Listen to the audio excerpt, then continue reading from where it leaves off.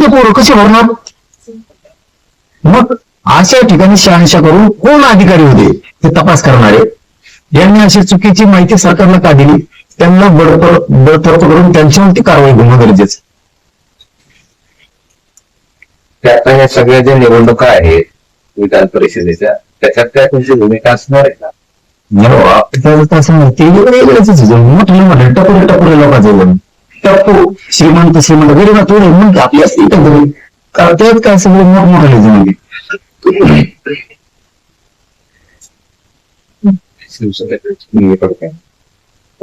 तुम्ही शिवसेना एकत्र येणार आहे, एकत्र येणार असं वाटतं जोडून द्यायचं भाजपला त्यांच्यावरती अन्याय करतात.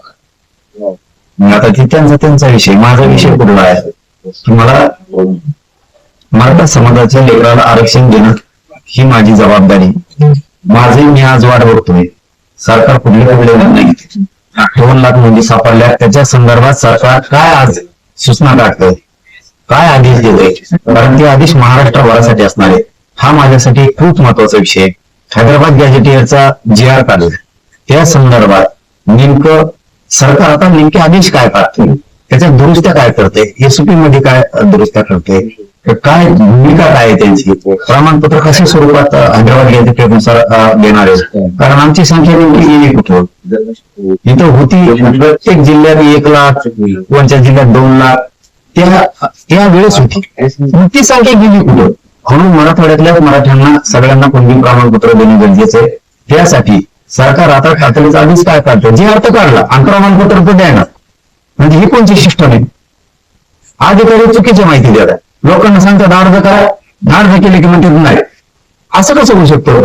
एका माणसाला मिळाले भाव घेतल्याला आणि दुसऱ्याला मिळाला, हे करा कुठून भरलं? मग ते आदेश निघाले गरजेचं आहे.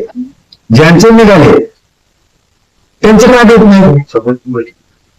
एका नावाचे निघाले जगतापचे, दुसऱ्या जगतापचे द्या. एका जाधवचे निघाले दुसऱ्या जाधवचे द्या. एका शेळकेचे निघाले तिसऱ्या शेळकेचे द्या. म्हणजे ही सिस्टम येण्याची ही चांगली नाही. म्हणून आता सूचना काय देतात ते माझ्यासाठी महत्वाचं आहे. सातारा संस्थांचा गॅझेटिंग बद्दलचा अहवाल आपण घेतलाय. त्यांनी सांगितलं होतं की आता इथून गेल्याच्या नंतर आम्ही त्यांच्या ऍडव्होकेटशी बोलतो, सरकारी सगळ्या तज्ञांशी बोलतो. ते काय केले हे बघणं माझ्यासाठी गरजेचं आहे. आजपासून त्यांची काय हालचाल आहे, त्या काय सूचना काढताय, केसेसच्या बद्दलची त्यांची कुठली भूमिका आहे, नसून सुद्धा काही पोरं त्याच्यामध्ये होते. मग याला कोण जबाबदार? काही ठिकाणी बलिदान गेलेल्या कुटुंबाच्या एकच मुलगा होता त्यांना, आता त्यांचा पाठीमागे माणूसच नाही, आई वडील आहे, ते वय बसत नाही. त्यांचं जर म्हणणं आहे पुतण्याला द्यायची त्याला अडचण काय? त्यांचं म्हणणं मुलीला द्यायची, यांना अडचण काय? ती म्हणजे नाही तू माहेरी गेली, तुला काय घे नाही? ती त्याच्या आई बापाला समजली ना, करता पुरुष घरातला गेला ना, तिची मुलगी समजली, त्यांना पुतण्या द्यायला ते पुतण्या देते. त्याच्याकडून पत्र द्या हे द्यायची का? कारण ती विशेष बाब आहे ना. त्याच्यात तुम्हाला अडचण काय? ईडब्ल्यूच्या पोरांचं काय केलं, सारथीचा काय निर्णय घेतात, एमपीसीच्या पोरांचा काय करतायत, ते सारथी बद्दलच्या योजना सुरू करतायत का? ही आजपासूनची प्रक्रिया माझ्याकडे बघणं गरजेचं आहे. आणि सगळ्यात महत्वाचं, सातारा संस्थांच्या GR बद्दल सरकारने अहवाल घेतलेला असताना का GR काढत नाही? कोल्हापूरचं संस्थांचं गॅझेटियर का घेत नाही? याच्याकडे माझं जास्तीत जास्त लक्ष आहे. शिंदे समितीला मुदतवाढ दिली पण शिंदे समिती काम करणारे नुसते मुदतवाढच राहणार आहे. त्याला पूर्वी जशी एकनाथ शिंदे साहेबांनी प्रत्येक जिल्ह्याला कक्ष स्थापन केले होते आणि त्यामार्फत जिल्हाभरात कामं सुरू केले होते. त्याच पद्धतीचे कक्ष पुन्हा उपसमिती देवेंद्र फडणवीस साहेब सुरू करतायत का?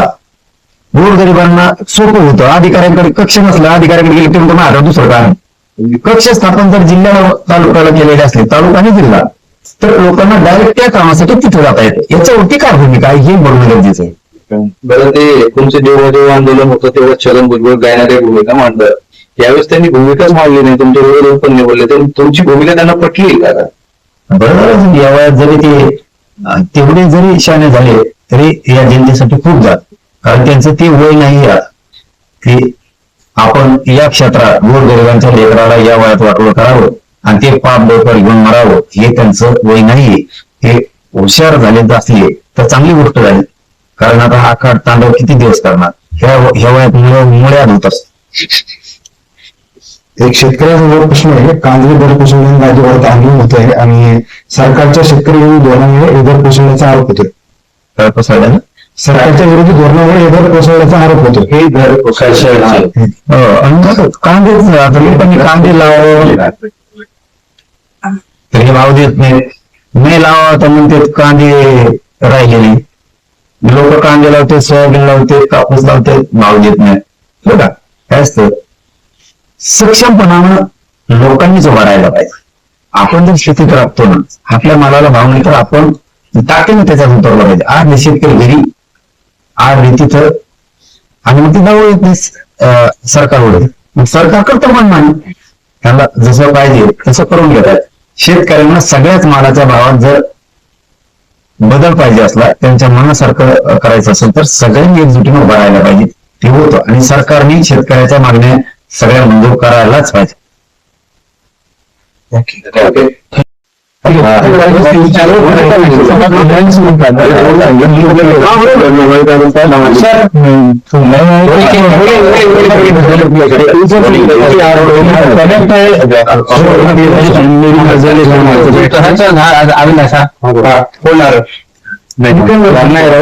पाटील आज होते आहे, तुम्हाला मागितलं आज काही महत्वाचे निर्णय होऊ शकतात. वेळ तसं नाही म्हणतो ना, त्यांनी सांगितलं होतं की 3 दिवसानंतर आपण ही सगळी प्रोसिजर सुरू करून घेऊ. त्याच धर्तीवरती आज यांची बैठक मुंबईला आहे. तर आमचं म्हणणं आहे की ही बैठक घेतली होती त्या पद्धतीने आता सूचना आणि आदेश द्यायला तातडीने सुरुवात करा आणि करतील. याच्यावर ही सुद्धा आम्हाला 100% खात्री आहे.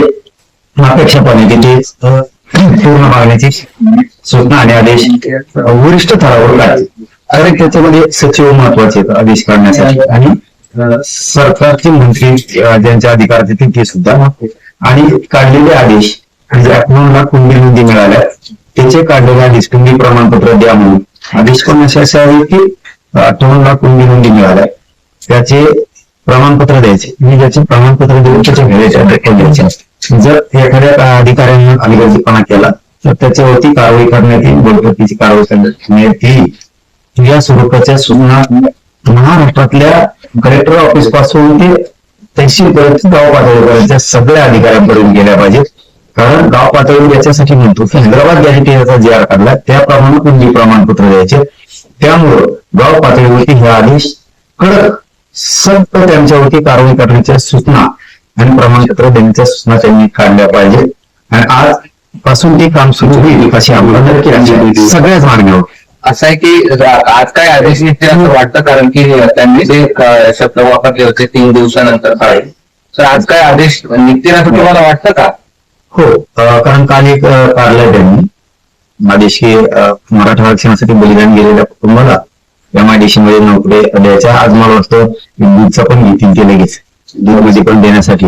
फक्त त्याच्यातला जो त्यांनी तो आदेश काढलाय, जो निर्णय केलाय ना कालचा, त्याच्यामध्ये अनुकंपा काढण्यात यावा असं मला वाटतं.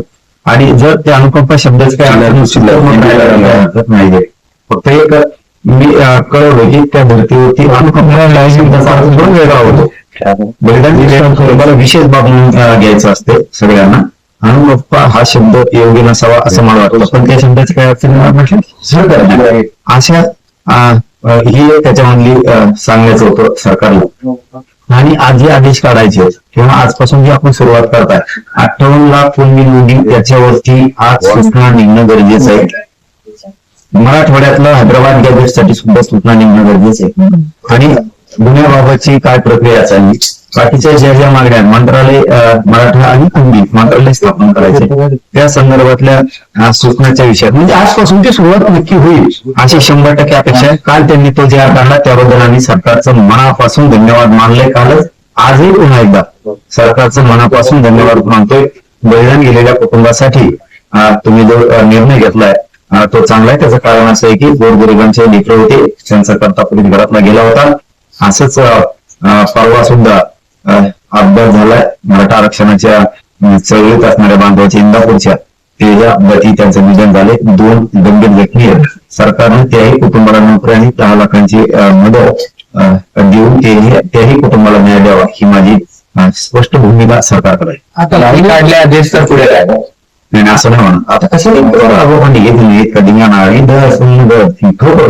सरकार आता कशाला बोललो म्हणजे एकीकडून म्हणायचं आणि मराठा समाजाशी आता जुळून घ्यायचं, मराठा समाजाच्या अंगावर राहायचं नाही, मराठा समाज हा मोठा समाज आहे, या समाजाशिवाय आपल्याला सत्तेत भागीदारी घेता येत नाही, या समाजावरती मराठा समाजावरती आता अन्याय करायचा नाही, गोर गरिबांच्या मराठींच्या लेकरांनी काय केलं असं सरकार म्हणतंय, कशामुळे त्यांच्यावरती अन्याय करायचा, म्हणून सरकार त्यांच्या मनानेच म्हणतंय की आता मराठा समाजावर अन्याय नाही करायचा आहे, त्या प्रक्रिया सगळ्या करायच्या. तर आता थांबतील कशामुळं?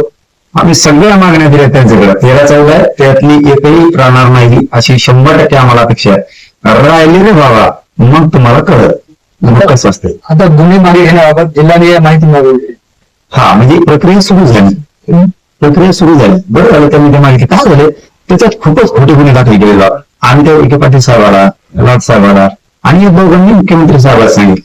मुख्यमंत्री साहेब एक दिवसभर त्यांच्या टच मध्ये होती अशी मला काल माहिती आहे. दिवसभर हे आपल्याला हे प्रकरण सगळे निपटायचे, काही ठेवायचं नाही, म्हणून मला सगळ्या माहिती आहे. कुठेतरी संवादाचा किंवा अधिकारी काहीतरी कन्फ्युजन करते, चुकीची माहिती देते, मग अधिकाऱ्यांमुळं सरकारमध्ये आणि मराठ्यामध्ये भांडण नको, नाराजी नाट्य नको, मराठ्यांचा रोष अंगावर घ्यायचा. त्यामुळे त्यांनी ते कारण त्या गुन्ह्यात काय झालंय, काय पुढं पुण्याला आहे, कुणी कुणकडे घर इकडे काय झालं, काही निवडणूक तिसऱ्यांनीच केले तर चौथीच घेतले कामाला नामाचं. आता एकच उदाहरण सांगतो तुम्हाला, निकूर ही ग्रामपंचायत जाईल तिथे, त्यात 12 पोराचं नाव होता, 12 पोराचे, आणि नुकसान दाखवलं किती जवळ 51 लाख. अरे बाप 51 लाख नुकसान व्हायला ते गावचा सरपंच म्हणतो इटा सकट तरी आमच्या ग्रामपंचायत जवळ तरी 51 लाखाची नाही. मेले ते पोरं कसे भरणार? मग अशा